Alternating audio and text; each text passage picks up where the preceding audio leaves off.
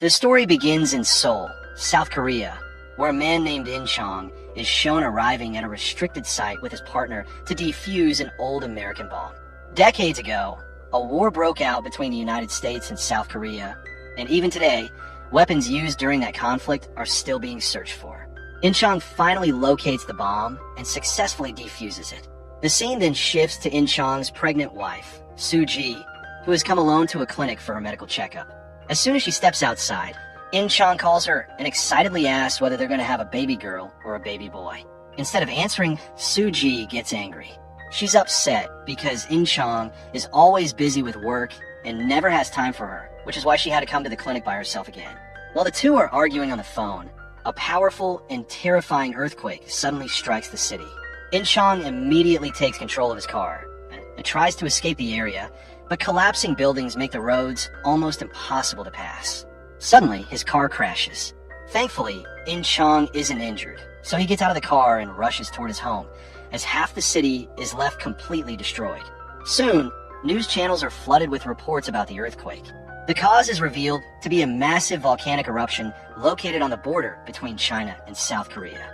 Both countries suffer heavy damage, and it's revealed that this disaster had been predicted 3 years earlier by Professor Kangbong. At the time, no one believed him, and now, after the earthquake, people regret ignoring his warnings. Disappointed and frustrated, the professor decides to leave South Korea. But just as he's about to go, the president's secretary arrives and forcefully takes him to an urgent meeting. When the professor enters the meeting room, he finds several high-ranking officials already there, including the presidents of South Korea and China. They ask him about the earthquakes that are expected to come next. The professor explains that 3 more earthquakes will strike very soon, and there is only one way to stop them. A nuclear bomb must be detonated beneath the volcano, creating a deep crater. Once the lava flows into that crater, the earthquakes will come to an end. The problem is that neither China nor South Korea has nuclear weapons. The professor then reveals that American nuclear warheads are stored near the U.S. Embassy in North Korea. He suggests that they secretly coordinate with North Korea and use those weapons without America finding out in order to save millions of lives. However, both countries fear that if the United States discovers this secret mission, it could trigger a war. Still, with no other option left, the South Korean president plans a covert mission with the professor, and In Chong is also selected to be part of it. When In Chong tells Soo Ji about the mission, she becomes deeply worried and emotional, knowing that he could lose his life. Even so, for the sake of the country, Soo Ji gives him permission to go, and the moment becomes extremely emotional for both of them.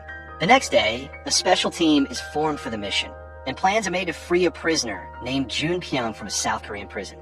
He is the only one who knows where the American nuclear weapons are stored. The team splits into 2 groups and heads out to break Jun Pyong out of prison. Unfortunately, one team's plane crashes badly, killing the mission captain and several members. In Chong's plane also starts to lose control, but just in time, he manages to evacuate his team using parachutes. After the captain's death, In Chong is promoted and made the new mission captain. Soon after, the control room informs him that the crash plane was carrying the entire mission map. Without it, the mission cannot be completed. Acting quickly, In Chong and his team return to the wreckage, recover the map, and then move toward the prison. When they finally reach the area, they are shocked to see that there are no guards stationed around the prison at all. The reason the prison was left unguarded was a massive earthquake that had struck the area some time earlier. All the guards had fled to save their own lives. Relieved by this, the team quickly enters the prison and meets a prisoner named Pyong. At first, Pyong is confused about why they want to free him. In Chong explains the entire situation to him, but Pyong refuses to help. However, when In Chong offers him South Korean citizenship, Pyong immediately agrees to join them. During this time, Pyong secretly steals In Chong's wallet. Inside, he finds an ultrasound photo and the mission map. After memorizing the map, he removes it, so the team will be forced to rely on him for the route, and he won't be betrayed. He then tells In Chong what he has done and returns the wallet. With the map gone, the team has no choice but to follow Pyong's directions, since he is now the only one who knows the way. Everyone reluctantly agrees to listen to him. Pyong suddenly runs off and heads straight to his home, where his wife is living. It turns out that his wife, along with her boyfriend, had framed him for murder and sent him to prison. Pyong goes there to settle the score. But when he reaches the house, he can't find his daughter anywhere. His wife tells him that their daughter now lives in South Korea with her uncle. Meanwhile, In-chong and his team are searching the city for Pyong. As they move through the streets, they suddenly hear gunshots coming from a nearby building. The team rushes inside and finds Pyong there. He had been firing shots into the air, trying to scare his wife. In-chong captures Pyong, and after hearing his entire story, he promises him that if he truly helps the team, they will reunite him with his daughter. From that moment on, Pyong agrees to support the mission honestly. He immediately leads them to the location where the American nuclear bombs are stored. However, the area is heavily guarded by soldiers who are closely monitoring the site. As soon as they spot In-chong's team, the soldiers open fire, and a fierce gunfight breaks out between the two sides.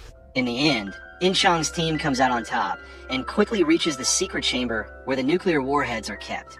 They begin inserting the warheads into a specially designed bomb. Meanwhile, Pyong is locked away to make sure he doesn't cause trouble or attempt to escape. With only 49 hours left before the earthquake strike, time is running out. Pyong tries to escape, but is forced to return. It is then revealed that he is actually an agent working for the Chinese mafia. They want the warheads, and they need In-chong's help to activate them, since he's the only one who knows how to do it. To achieve this, Pyong saves the team's lives and helps them get out of the facility. At the same time, Suji is crossing a bridge when a powerful volcanic eruption suddenly occurs. The bridge collapses and a massive tsunami surges through the river, taking countless lives with it. Suji is swept away by the current, but she bravely fights through the water and manages to reach the shore. Meanwhile, the professor receives shocking new information. The next volcanic eruption will not happen in 2 days as expected, but in just 22 hours. Even worse, the mine where the bombing was planned is incorrect. The nuclear bomb must be detonated in a different mine altogether. Before the professor can relay this critical information to the team, all communication lines are suddenly cut off. As the team moves forward, soldiers suddenly appear and open fire on them. That's when In-chong spots a truck leaking gas. He shoots at it, causing a massive explosion in an attempt to take out several soldiers at once. As he jumps into a car, with Pyong to escape, Pyong knocks In-chong unconscious, steals the warheads, and abandons the rest of the team before fleeing the scene. Meanwhile, word of the operation reaches the United States. American officials immediately order the mission to be shut down. This puts immense pressure on the South Korean president, forcing him to step back. He officially dismisses the operation and even resigns from his position. Orders are sent out to locate In-chong's team as quickly as possible so they can be informed that the mission has been canceled. At the same time, the United States pressures South Korea to return all the stolen nuclear warheads. Unaware of all this, Pyong calls his Chinese mafia boss and informs him that the warheads have been stolen. He also schedules a meeting in the same city where his daughter is living. After some time, In-chong regains consciousness and manages to free himself from the handcuffs. Enraged by Pyong's betrayal, In-chong gets into a fierce fight with him, causing the car to lose control and crash. Thankfully, both survive. With no other choice left, the two continue their journey on foot. As night falls, they take shelter in an abandoned supermarket, where they are lucky enough to find food to fill their stomachs. While they are eating, a large group of American soldiers suddenly surrounds the supermarket and is about to kill them. Just in time, In-chong's team arrives in a truck and opens fire on the American soldiers to save In-chong and Pyong. In the chaos of the gunfight, In-chong and Pyong get a perfect chance to escape, and they all flee together in a vehicle, firing back at the American soldiers chasing them. As they reach a bridge, a massive volcanic eruption suddenly occurs. The explosion is so powerful that the bridge collapses, and the operation is officially declared completely shut down. After this, the professor decides to leave South Korea. He boards a bus headed for the airport. Around the same time, Suji also arrives there. Suddenly, another volcanic eruption triggers chaos, and panic spreads through the crowd. When he realizes that the soldiers are preventing Suji from escaping, his anger intensifies.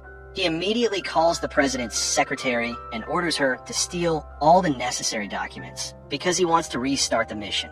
The secretary does exactly that. The American president notices her, but cannot stop her at that moment, because he is under heavy security. Meanwhile, In-chong begins to believe that the mission can no longer be completed. But by now, Pyong has realized his mistakes. He creates a map for In-chong and then sets off to find his daughter. In the city, he finally finds her, but she doesn't recognize him. Just then, Chinese gang members arrive and demand the warheads. Pion explains that he no longer has them and that he gave them to Inchon. Hearing this, the gang members shoot him. Moments later, American soldiers arrive and open fire on the Chinese gang. On the other side, the professor somehow manages to contact Inchon and tells him about the correct mine.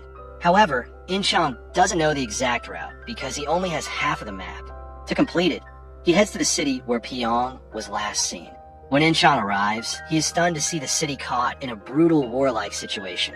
Suddenly, the ground begins to shake again, and both sides flee in fear. Inchon tells all his teammates to evacuate immediately and decides to head toward the mine alone. Pion, who knows the route, chooses to go with him. On the way, Inchon calls Suji, unsure if he will survive. Soon, the two reach the mine and carry the bomb toward the elevator. But when the power goes out, the elevator stops working. Seeing no other option, Inchon decides to go down alone with the bomb, even though there is no way back. But Pion, already badly wounded, chooses to take his place. He tells Inchon that he is doing this for his daughter's future and asks him to take care of her. With those words, Pion goes down, detonates the bomb, and completes the mission, sacrificing his life. Inchon manages to escape to a safe distance. Amid the violent earthquake shocks, Suji gives birth to a baby. In the final scene, Inchon is shown with his family, along with Pion's daughter, and the movie comes to an end.